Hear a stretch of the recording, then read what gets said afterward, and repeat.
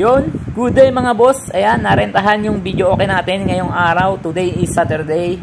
So ayan, i-set up na natin yung ating video okay dito sa Pag-ibig Phase 3 dito sa Golden Horizon, 13 Martires City, Cavite. So ayan, okay na. Yung video okay nga lang pala yung na rent sa atin at yung tent at chair hindi sa atin yan.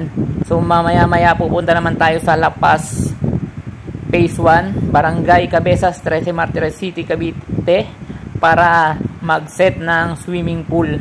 So samahan nyo ako guys para mag-set ng swimming pool mamaya.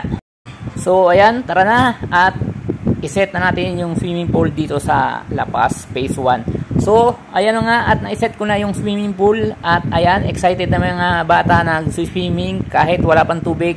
500 nga rin pala yung parenta ko dyan sa Intex pool na yan dito sa Barangay Cabezas, La Paz Phase 1. So yun nga guys, mission accomplished for today. At ayan, ready na mag-swimming yung mga bata. At hanggang sa muli mga karenta, bye bye.